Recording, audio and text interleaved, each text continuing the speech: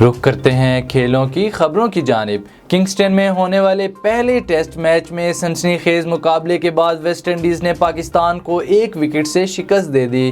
कौमी टीम दूसरी इनिंग्स में 203 रन बनाकर आउट हो गई और वेस्ट इंडीज़ को 168 रन का हदफ मिला, जो कि उसने आखिरी विकेट पे पूरा कर लिया।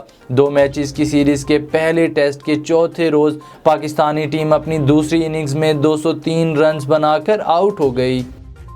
पाकिस्तान और वेस्ट इंडीज़ के दरमियान किंगस्टन में खेले जाने वाले पहले टेस्ट मैच के दौरान रन आउट का फैसला देते हुए थर्ड अंपायर ने बड़ी स्क्रीन पर फैसले की बजाय अपनी म्यूज़िक प्लेलिस्ट खोल दी। ये वाक़या वेस्ट इंडीज़ की पहली इनिंग्स के दौरान पेश आया, जब वेस्ट इंडीज़ के बैट्समैन ग्रेग ब्राथवेट 96 रन के स्कोर पर बैटिंग करते हुए 2 रन के लिए भागे, लेकिन हसन अली ने गेंद डायरेक्ट थ्रो की और गेंद विकेटों पर जा लगी।